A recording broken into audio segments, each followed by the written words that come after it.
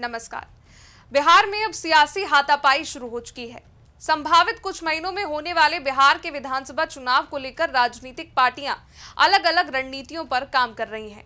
कभी वक्फ तो कभी इलेक्शन कमीशन के मुद्दे को उठाकर विपक्षी पार्टियां बिहार की सरकार पर हमलावर हैं।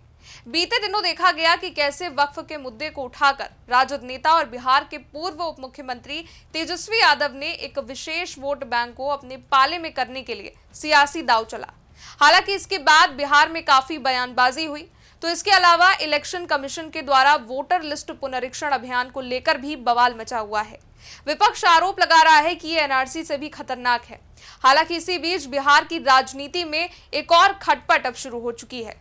एआईएमआईएम अब बिहार चुनाव में अपनी किस्मत आजमाना चाह रही है, जिसके लिए उन्होंने इंडिया गठबंधन में शामिल होने के लिए लालू प्रसाद यादव को पत्र लिखा है। दरअसल बिहार में सियासी दांवपेच के बीच असदुद्दीन ओवैसी की पार्टी एआईएमआईएम ने महागठबंधन में शामिल होने की इच्छा जताई है, जिसके लिए एआईएमआईएम के प्रदेश अध्यक्ष अख्तरुल इमान ने राष्ट्रीय जनता दल के नेता लालू प्रसाद यादव और विकासशील इंसान पार्टी के नेता मुकेश सहनी को एक खुला पत्र लिखकर अनुरोध किया है कि पार्टी को महागठबंधन में शामिल किया जाए। अपने पत्र में अख्तरुल इमान ने लिखा, एआईएमआईएम का शुरू से मकसद ये रहा है कि चुनाव के वक्त सेकुलर वोटों का बंटवारा ना हो, क्योंकि जब वोट बंटते हैं तभी सांप्रदायिक ताकतों को सत्ता में आने का मौका मिलता है। एआईएमआईएम पहले भी यानी 2015 और 2020 के विधानसभा चुनाव में महागठबंधन में शामिल होने की कोशिश कर चुकी है, लेकिन बात नहीं बन सकी। एआईएमआईएम के प्रदेश अध्यक्ष अख्तरुल इमान ने यह भी कहा कि इस फैसले के लिए वो राजद, कांग्रेस और तमाम दलों के कई वरिष्ठ नेताओं से बातचीत भी कर चुके हैं, लेकिन अब तक कोई ठोस जवाब नहीं मिला है। देखा जाए तो एआईएमआईएम से गठबंधन की खबरें पिछले दिनों भी काफी चर्चा का विषय बनी रही। हालांकि जब इस मामले को लेकर तेजस्वी यादव से सवाल किया गया था तो उन्होंने साफ कहा था कि कोई औपचारिक प्रस्ताव नहीं आया है। बिहार में हमारा कांग्रेस, लेफ्ट माले और वीआईपी पार्टी के साथ गठबंधन है।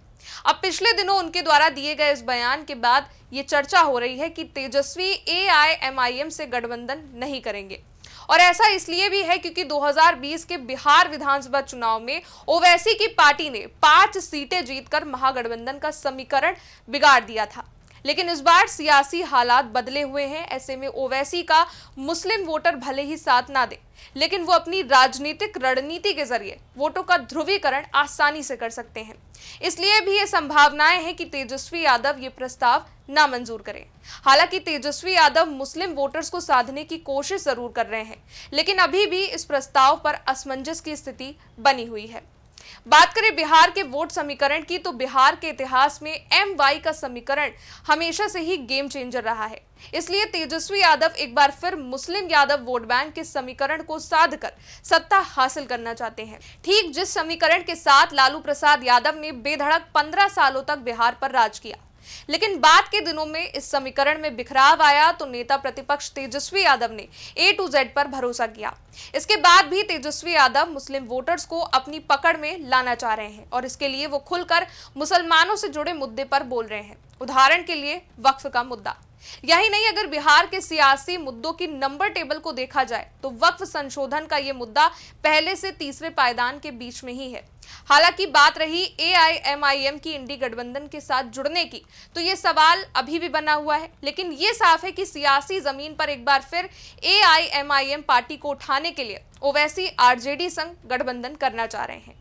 तो वहीं इसके अलावा 2020 में चुनाव जीतने के बाद एआईएमआईएम के 4 विधायक राजद में शामिल हो गए थे, और अब पार्टी के पास केवल 1 विधायक बचे हैं, वो खुद अख्तरुल इमान है। इसलिए एआईएमआईएम ये चाहता है कि 2025 में होने वाले विधानसभा चुनाव में उसे महागठबंधन में शामिल किया जाए और सम्मानजनक सीटें दी जाएं, ताकि वोटों का बंटवारा ना हो। खैर, अब सवाल यह है कि क्या राजद और महागठबंधन एआईएमआईएम को अपने साथ शामिल करेंगे या नहीं। इसलिए नजरें अब महागठबंधन के अंतिम फैसले पर टिकी हुई हैं। इस पर आपका क्या कहना है, नीचे कमेंट सेक्शन में बताइएगा। वीडियो को लाइक कीजिएगा, शेयर कीजिएगा, चैनल को सब्सक्राइब कीजिएगा। शुक्रिया।